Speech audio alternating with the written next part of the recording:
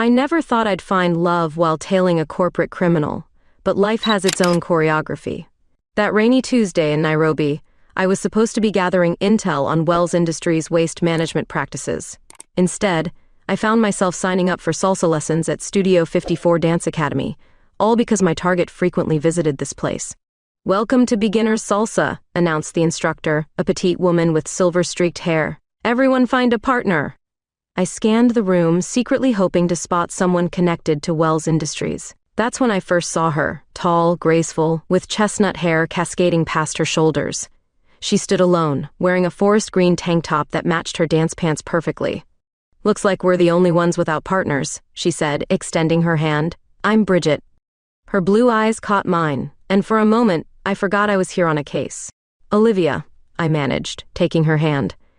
It was soft, warm, and held mine a fraction longer than necessary. The instructor began teaching basic steps, and I struggled to focus. Every time Bridget's hand found my waist, electricity seemed to spark between us. "You're a natural," she whispered, though we both knew I had stepped on her toes at least twice. Between songs, we chatted. She was new to Nairobi, worked in environmental advocacy, and had the most infectious laugh I'd heard in years. I found myself sharing more than I should about growing up in Michigan, my love for vintage cameras, but carefully avoiding mention of my real profession. "Coffee after class?" she suggested as we wrapped up. I knew I should decline. Getting personal with anyone while on a case was against my rules. But something about her made me want to break them all. The nearby cafe was quiet, just a few patrons nursing their late-day coffees. Bridget stirred her cappuccino, creating intricate patterns in the foam. "So what brings you to dance classes?" she asked. I had my cover story ready, new city, trying to meet people. The lie tasted bitter, worse than the black coffee in front of me. "And what do you do for a living?" The question I'd been dreading. "I'm a private investigator," I said, deciding honesty might be safer than lies. Her spoon clattered against the saucer, and something flickered across her face. Surprise? Fear. But it was gone so quickly I might have imagined it. "That must be fascinating," she recovered smoothly, but her voice had changed slightly. "Any interesting cases?" "Nothing I can discuss," I replied, watching her carefully. The tension between us shifted, became something more complex than mere attraction. As we said goodbye outside the cafe, her business card appeared in my hand. "For future dance partnerships," she said with a smile that didn't quite reach her eyes. Walking away, I couldn't shake the feeling that this case had just become far more complicated than expected. Back in my car, I pulled out my phone and Googled her name. The search results made my heart skip. Bridget Wells, daughter of James Wells, CEO of Wells Industries, my primary target. I let my head fall against the steering wheel, cursing whatever cosmic joker had orchestrated this mess. Somehow, in trying to investigate environmental crimes, I'd managed to dance with the suspect's daughter. And worse, I wanted to do it again. The next 2 weeks became a delicate dance between professional duty and personal desire. During the day, I gathered evidence about Wells Industries' chemical disposal practices, photographing suspicious midnight deliveries, and interviewing former employees. At night, I found myself returning to Studio 54, where Bridget waited with that enigmatic smile. "You're thinking too much," she said during our third lesson, her hand gentle on my hip. Dancing is about feeling, not thinking. Easy for her to say. She wasn't hiding ulterior motives beneath every step.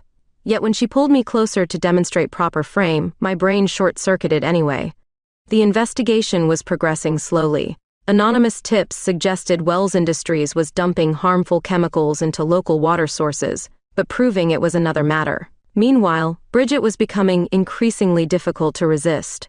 She had a way of making everything seem lighter, more alive. When she laughed, her whole face lit up, creating tiny crinkles around those mesmerizing blue eyes. "Your posture is improving," she noted one evening, running her hand up my spine. The touch sent shivers through me that had nothing to do with dance technique. "But your shoulders are so tense. Rough day at work?" If she only knew. I'd spent the morning ducking security guards while photographing waste containers behind her father's factory. "Just the usual detective stuff," I deflected, trying to focus on our steps instead of the warmth of her body against mine. After class, our coffee dates became longer, more intimate. She told me about growing up in boarding schools while her father built his empire, about her dreams of making a difference in the world. I shared carefully edited stories from my cases, watching her reactions for any signs she knew what I was investigating. "You never talk about your current cases," she said one evening, stirring her coffee with unusual intensity. "Must be something big." I studied her face in the dim cafe light. "Client confidentiality," I replied, noting how her fingers tightened slightly around her cup. "But enough about work. Show me that hip movement again. I still can't get it right." The studio had an after-hours policy for serious students. One night, practicing late, Bridget was helping me perfect a particularly tricky turn. "It's all in the connection," she murmured, her breath warm against my ear. "You have to trust your partner." We ended up in the storage room, ostensibly looking for a practice CD. The space was tight, filled with props and spare dance shoes. She turned to reach past me, and suddenly we were inches apart. The air grew thick with unspoken words and suppressed desire. "Olivia," she whispered. And this time when her hand found my waist, it wasn't about dancing. I knew I should step back, maintain professional distance, remember why I was really here. Instead, I leaned in. The kiss was soft at first, hesitant, but quickly deepened into something hungry and urgent. Her fingers tangled in my hair as I pressed her against the shelf of dance supplies. Everything else fell away, the case, my guilt, the complicated web we were weaving. Reality crashed back when my phone buzzed, a text from my informant about suspicious activity at the factory. Bridget pulled back, lips slightly swollen, eyes questioning. "I have to go," I said, hating myself for the hurt that flashed across her face.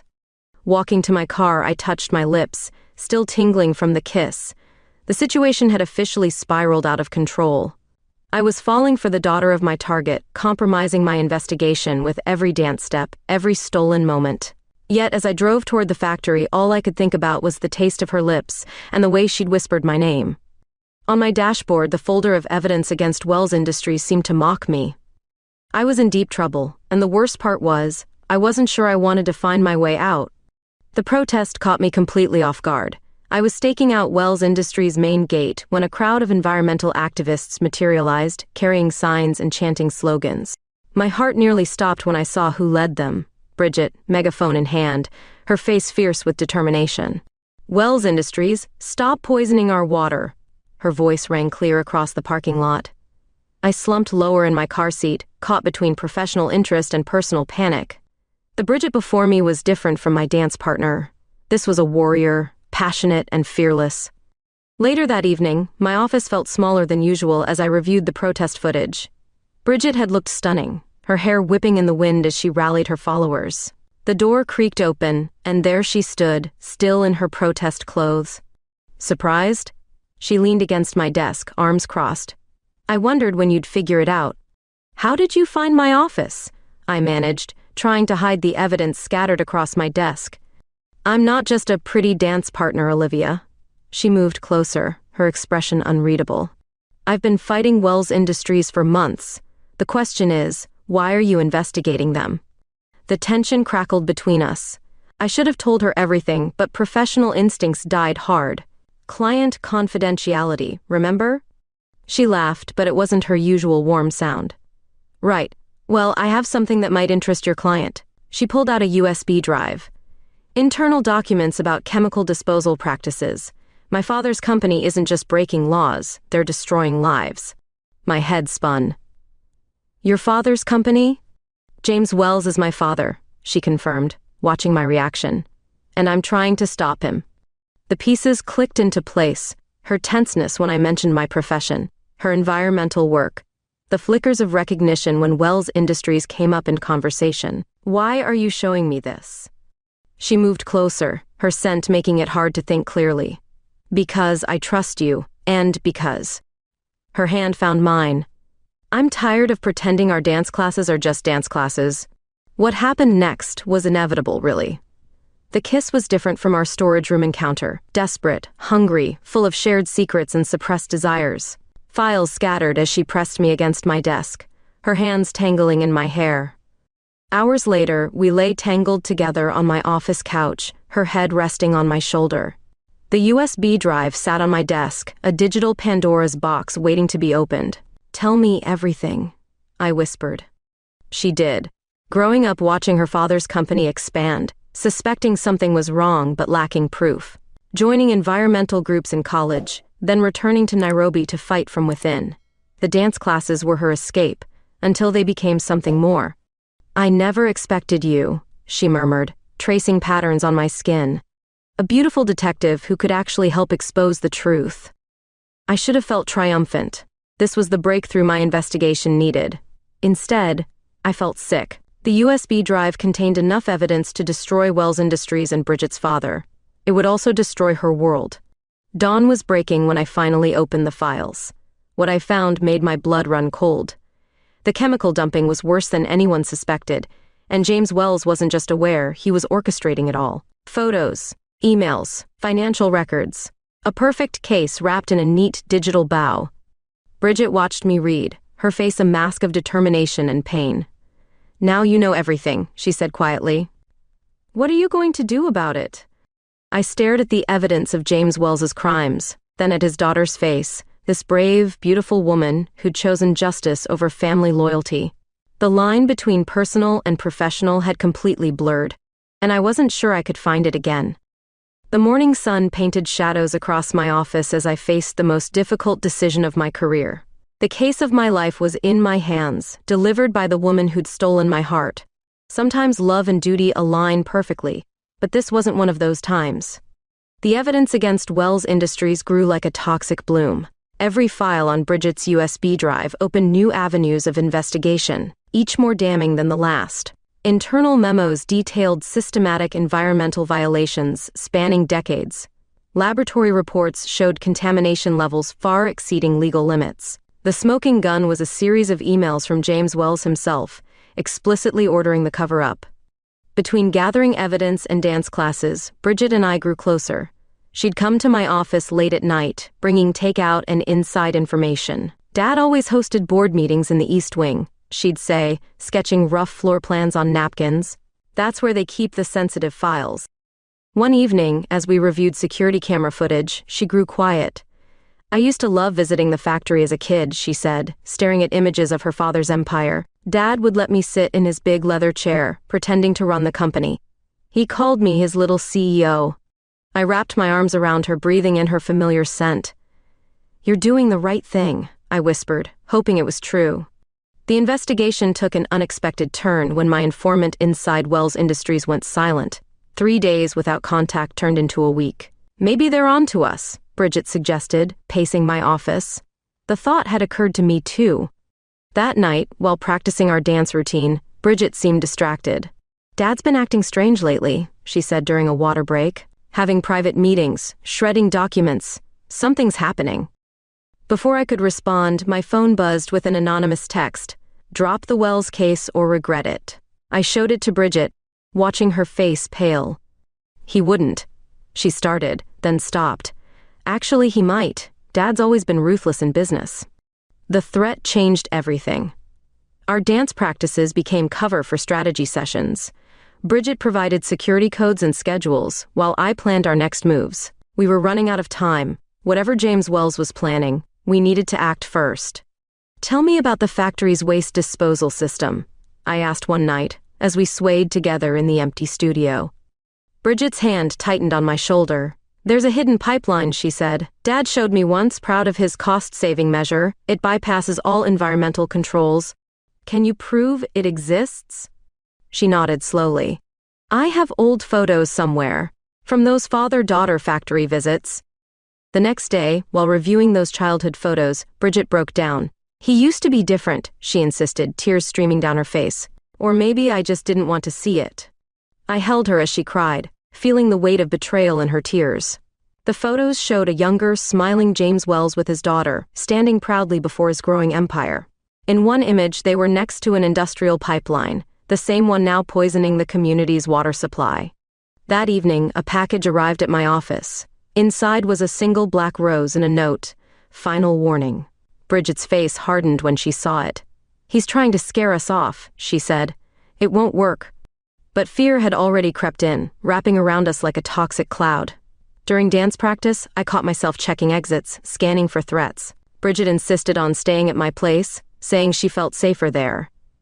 We lay awake at night, planning our next moves while the weight of consequences hung heavy in the air. The case was reaching its climax, but so was the danger. James Wells wasn't just a corrupt businessman. He was a father watching his daughter turn against him. That made him unpredictable, dangerous. "We could just leave," I suggested one night, watching Bridget sleep. "Start fresh somewhere else." She stirred, opening those blue eyes I'd fallen for. "You know we can't," she murmured. "Too many people are suffering because of him." She was right, of course. We were in too deep to back out now. The evidence was solid, the case almost ready. But as I held her that night, I couldn't shake the feeling that the worst was yet to come. James Wells wouldn't go down without a fight, and he knew exactly where to hit us hardest.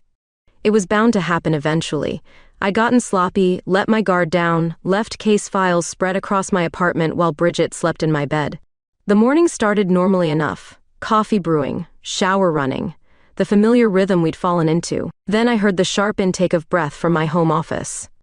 Bridget stood frozen, holding photographs of her father accepting bribes, documents detailing years of environmental violations I hadn't shown her yet.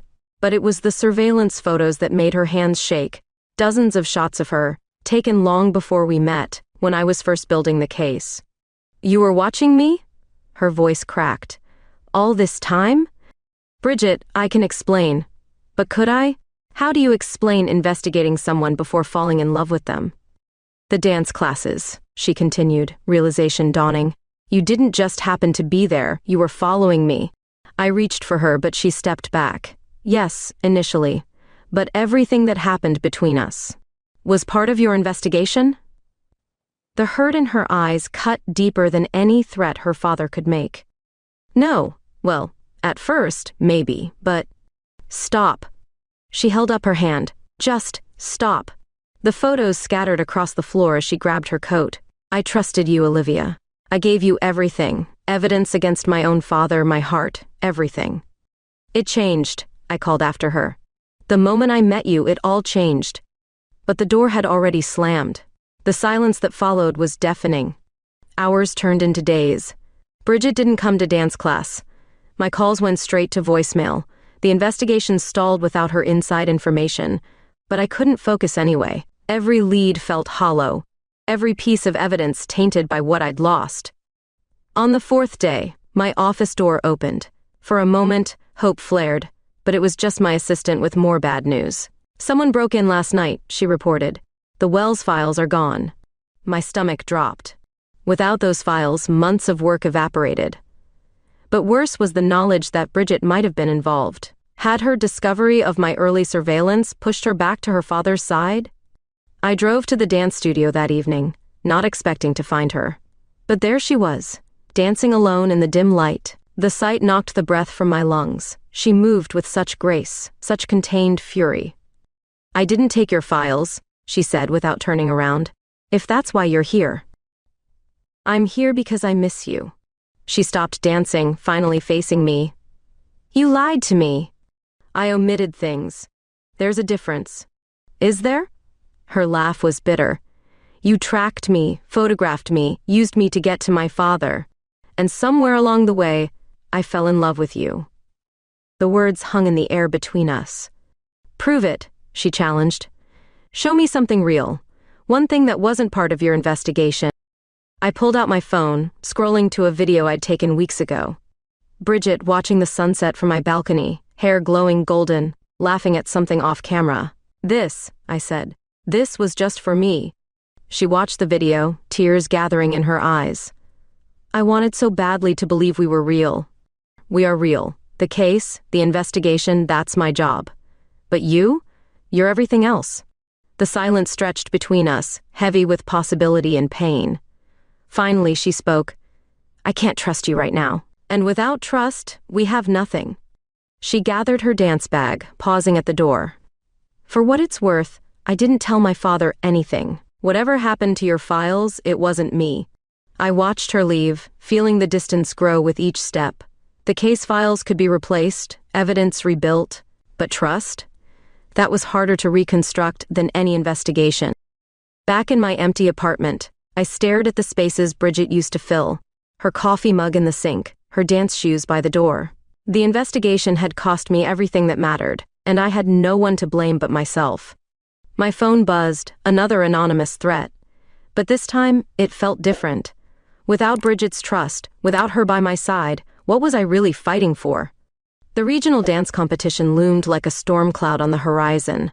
We'd registered months ago, back when everything was simpler, when our biggest worry was mastering the complicated crossbody lead. Now, with 1 week to go, the studio owner cornered me after class.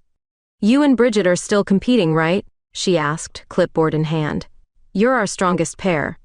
I started to decline, but a familiar voice cut in. "Of course we are." Bridget stood in the doorway, practice bags slung over her shoulder. Unless my partner's forgotten the routine? That evening's practice was all business. No lingering touches, no playful banter. Just the mechanical execution of steps we'd perfected together. "Your frame is dropping," she noted coldly, adjusting my arm position. "Bridget," I started, but she shook her head. "Not now. We have work to do." Days of practice blurred together. During breaks, I caught her watching me with an unreadable expression. Sometimes, when the music moved through us, I felt echoes of what we'd had. That electric connection that had nothing to do with dance steps. 3 days before the competition, she finally broke the silence. "Why didn't you just tell me the truth from the beginning?" We were alone in the practice room, both breathing hard from a particularly intense run-through. "Would you have helped me if I had?" Maybe. Maybe not. But I deserved the choice. She was right, of course. "I was afraid," I admitted. "Afraid you'd choose your father. Afraid I'd lose the case. Then later, afraid I'd lose you. And now you've lost both." But her voice had softened slightly. The next day's practice went better. Something had shifted between us. Not forgiveness exactly, but understanding maybe. During a complicated turn sequence, she stumbled. I caught her automatically, holding her closer than strictly necessary. For a moment, neither of us moved. "I miss you," she whispered, so quietly I almost missed it. That night, she followed me to my office. The space felt different without the case files, emptier somehow. "Show me everything," she said. "Everything you had on my father. No more secrets."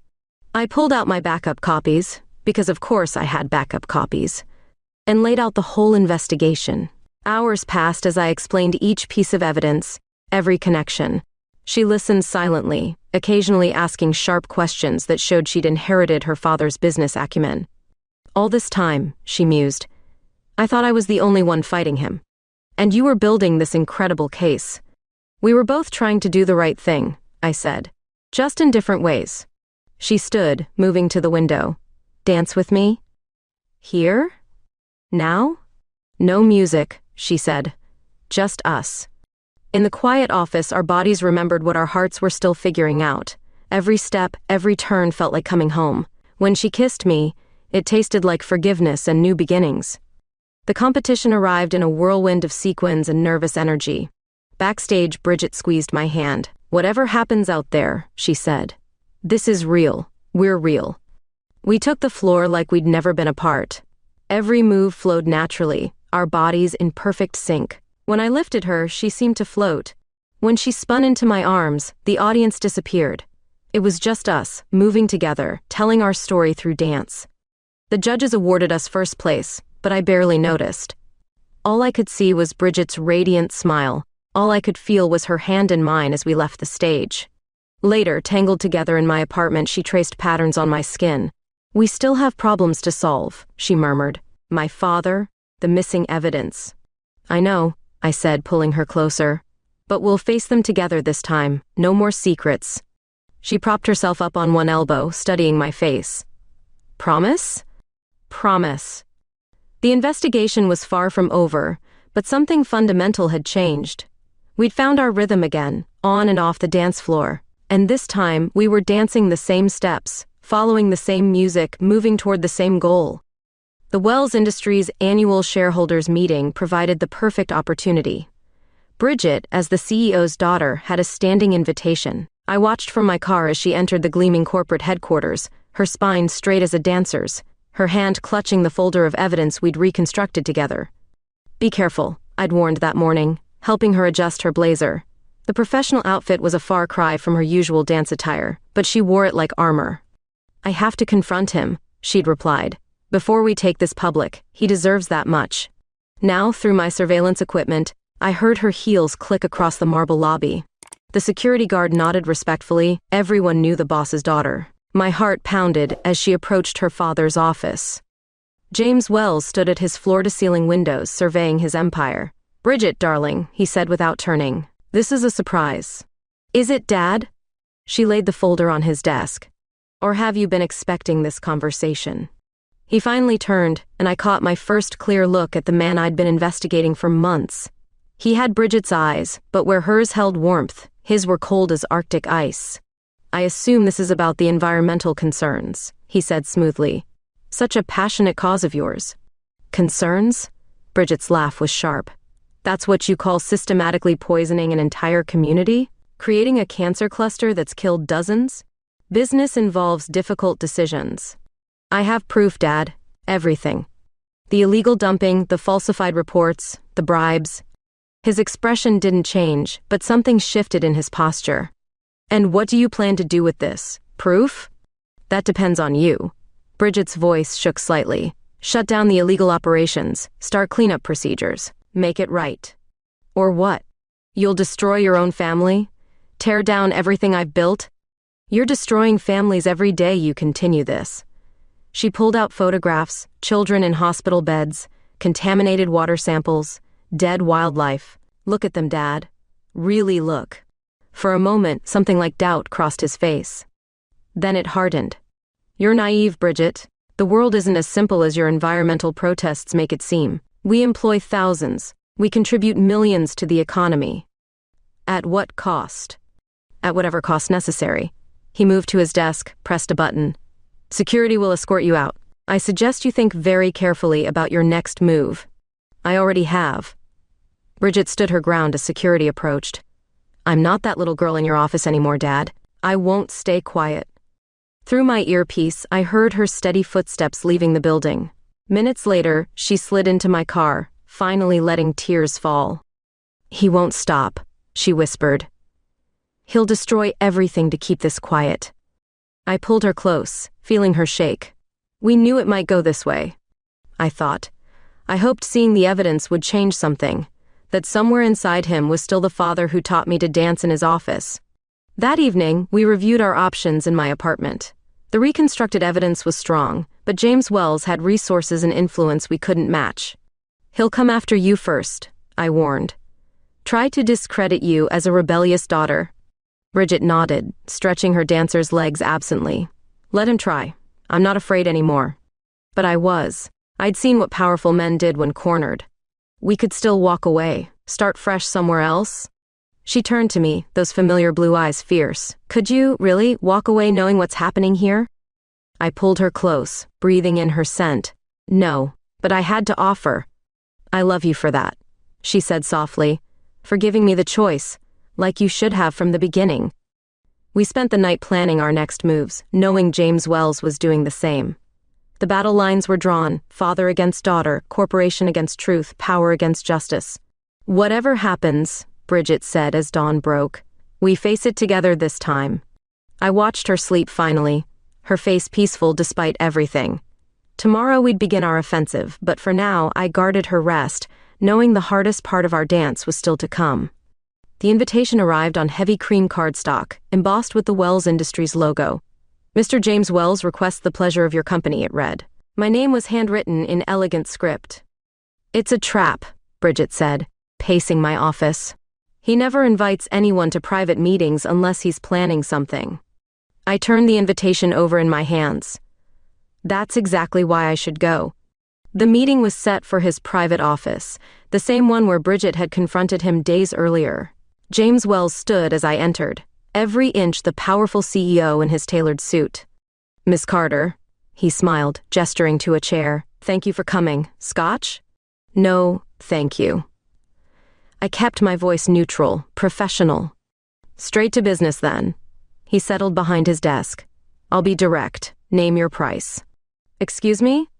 "For dropping this investigation." He opened a drawer, removed a checkbook. "Everyone has a number. What's yours?" I thought of Bridget, of her tears after confronting him. "This isn't about money, Mr. Wells. It's always about money. He wrote something, slid the check across his desk. I didn't look at it. Think carefully, Ms. Carter. You're a private investigator. Your reputation is everything. It would be. Unfortunate if certain allegations about your methods came to light. Are you threatening me? Warning you, as a courtesy. His smile never wavered. My daughter is idealistic. She sees the world in black and white. But you and I? We understand shades of gray. Do we? You investigated her, used her, and now you're sleeping with her. He leaned forward. How do you think that would look to a judge? To the press? My hands clenched, but I kept my voice steady. Is that all, Mr. Wells? Take the check, Miss Carter. Walk away. Everyone wins. I stood, leaving the check untouched. Not everyone. His voice stopped me at the door. She'll never forgive you, you know, once she learns everything about your investigation. She already knows everything. I turned back. That's the difference between us, Mr. Wells. I learned to trust her with the truth. Back at my office, I found chaos. Someone had broken in again, but this time they'd left a message. My files were scattered everywhere and spray-painted across the wall. Last chance. Bridget arrived minutes later, face pale. The evidence, is it? Gone. Again. I kicked a fallen lamp. Your father works fast. He's desperate. She began gathering scattered papers. But he made a mistake. What's that? She held up a familiar USB drive. I kept copies of everything, in places he'd never think to look. We worked through the night, reorganizing what remained of our case. Around midnight, Bridget's phone buzzed, a message from her father. He's offering to make me CEO, she said, voice hollow, if I come to my senses and drop this misguided crusade. I touched her shoulder. And I told him to go to hell. She leaned back against me, though more politely. Morning found us exhausted but determined. The case wasn't just about environmental crimes anymore. It had become a battle for the soul of Wells Industries itself. We need to move faster, Bridget said, studying our timeline. Dad's getting reckless. That makes him dangerous. She was right. James Wells had tried money, then threats, then bribes. What would he try next? The answer came that afternoon. My professional licenses were suddenly under review. Anonymous complaints about unethical practices. A notice from my insurance company about canceled coverage. He's trying to destroy your credibility, Bridget observed, before we can go public. I looked at her, this woman who'd chosen justice over family, truth over comfort. Let him try. But that night, holding her close in bed, I wondered if we were in deeper than either of us realized. James Wells had built an empire through ruthless determination. How far would he go to protect it? The answer would come sooner than we expected, and it would change everything.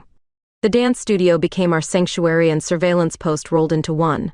Its location offered a perfect view of Wells Industries' loading dock, where we suspected illegal waste shipments were still happening despite our investigation. Between classes, Bridget and I took turns watching, documenting every suspicious vehicle. There's something different about tonight's schedule, Bridget said, reviewing security patterns she'd memorized growing up. The guard rotation is off. She was right.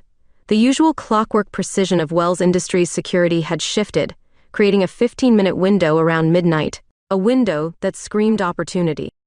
I'm going in, Bridget announced, already changing from dance clothes into dark attire. Absolutely not. I grabbed her arm. It's too dangerous. I know every inch of that building. The security codes, the camera blind spots, it's all muscle memory. Your father isn't expecting me to make such an obvious move. She kissed me quickly. Trust me. I did trust her, but I also knew her father's capacity for ruthlessness. At least let me create a distraction. The plan came together quickly.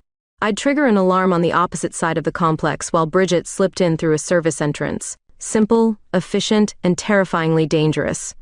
At 11:45, I watched her disappear into the shadows of her father's empire. My heart pounded as I counted down the minutes. At midnight exactly, I triggered the alarm.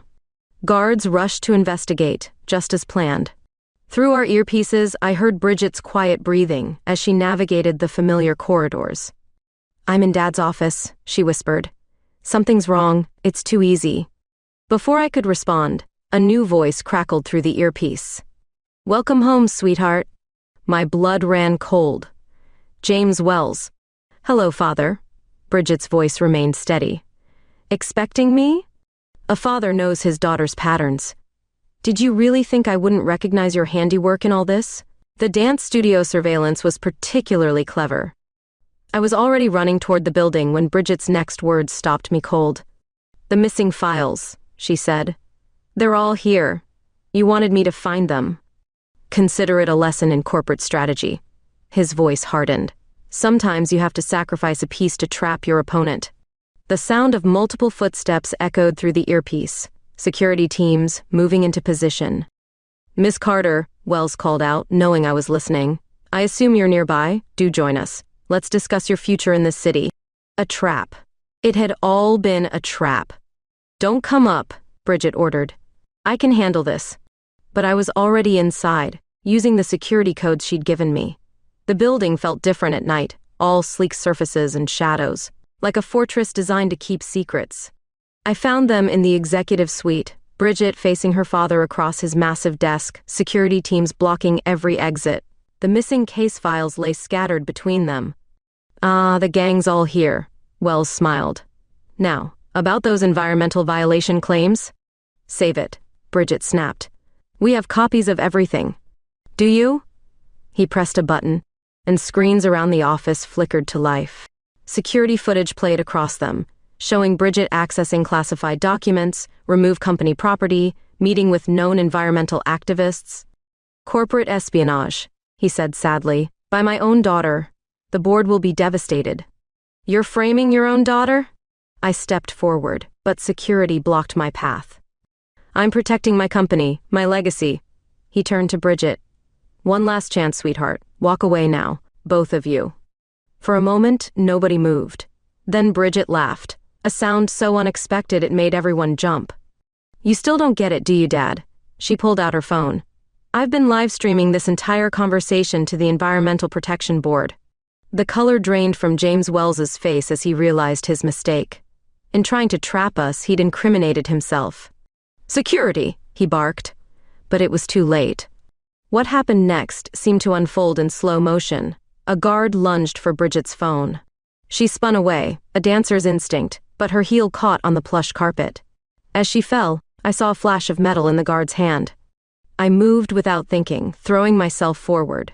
Pain exploded in my shoulder as we crashed through the floor-to-ceiling windows. The last thing I heard was Bridget screaming my name as the night air rushed up to meet us. I woke to the steady beep of hospital monitors, and Bridget's hand clasped tightly in mine. The fall had been broken by a decorative awning 2 floors down, a miracle, the doctors called. A miracle that left me with a dislocated shoulder and some impressive bruises, but very much alive. The whistleblower came forward, Bridget told me, her voice rough from lack of sleep. Dad's personal assistant. She couldn't stay quiet after watching the live stream. Sarah Chen had worked for James Wells for 15 years, documenting every illegal decision, every covered-up spill. Now, with my live-streamed evidence supporting her testimony, she'd finally found the courage to speak. Recovery gave us time to plan our next move. The annual Wells Industries Charity Gala was approaching, a lavish event where Nairobi's elite gathered to congratulate themselves on their philanthropic efforts. "Dad won't miss it," Bridget said, helping me adjust my sling. "His reputation means everything. He'll try to maintain appearances until the very end." She was right. Despite pending investigations and mounting evidence, James Wells continued his usual routine.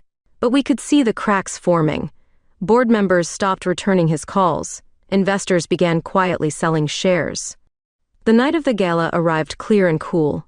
The Wells Industries ballroom sparkled with crystal chandeliers and old money. Bridget and I arrived separately. She as the dutiful daughter, me as a member of the press covering the event. "Remember," I whispered through our earpieces, "we just need to keep him here until the authorities arrive." "Oh, he'll stay," Bridget replied. "The band's playing our song." The dance floor filled as the orchestra struck up a familiar waltz. I watched James Wells work the room, his smile never wavering. But his eyes kept darting to the exits, checking escape routes. "Ladies and gentlemen," the MC announced, "as per tradition, we invite our host to open the dancing. James Wells stepped forward, extending his hand to Bridget. She accepted with a perfect society smile, letting him lead her onto the floor. "You've made quite a mess," he murmured as they danced. "Learned from the best, Dad." Other couples joined them, including me with a sympathetic reporter who understood my role. We moved closer, catching fragments of their conversation. "The company will survive this," Wells was saying. "Companies always survive. Not this time." Bridget's voice carried just enough for nearby dancers to hear. "The environmental board has everything. The cancer clusters, the contaminated groundwater, every decision that put profit over people's lives." His smile slipped for the first time. "You're destroying your inheritance." "I'm saving lives." The music changed, a tango now. Couples shifted partners, and suddenly Bridget was in my arms, her father left standing alone in the center of the floor. That's when he saw them, federal agents moving through the crowd, closing in. His face hardened as he realized the dance was over in more ways than one. What happened next seemed choreographed by chaos itself. Wells shoved through the dancers, knocking over a waiter. Champagne and hors d'oeuvres flew. Women screamed. The orchestra stuttered to a stop. "Dad, don't," Bridget called, but he was already running. We chased him through the ballroom, past stunned guests and scrambling security. My shoulders screamed in protest as we burst into the kitchen, sending staff scattering. He was heading for the private elevator, his personal escape route. But he'd forgotten one crucial detail. Bridget had grown up in this building. She knew every shortcut. We cut through the service corridor, emerging just as the elevator doors began to close. Bridget's hand shot out, catching the door. "The dance isn't over yet, Dad." For a moment, father and daughter stared at each other, a lifetime of complicated emotions passing between them. Then his shoulders slumped, and the fight went out of him. As the agents led James Wells away, Bridget buried her face in my good shoulder. Behind us, the gala dissolved into chaos, reporters shouting questions, photographers' flashes popping like lightning. "Dance with me," she said suddenly. "Now?" "Right now, before everything changes." So we danced, there in the lobby of Wells Industries, while her father was led away in handcuffs and reporters clamored for statements. We danced because sometimes that's all you can do when your world turns upside down, hold on to each other and keep moving. 6 months later, I stood in the newly renovated Wells Industries lobby, watching Bridget address a crowd of reporters. The company logo behind her had changed, no longer the aggressive red and black, but a softer green that spoke of new beginnings. As the new CEO of Wells Environmental Solutions, she announced, "I'm proud to introduce our comprehensive cleanup initiative. Every site damaged by our previous practices will be restored. Every family affected will be compensated." The reporters erupted with questions, but my attention was drawn to a small TV monitor showing live footage from the courthouse. James Wells had just been sentenced, 15 years for environmental crimes and corporate fraud. The image showed him being led away, looking older and smaller than I remembered. Bridget handled the press conference with grace, fielding questions about everything from the company's new direction to her father's conviction. Only I noticed how her hands trembled slightly when his name came up.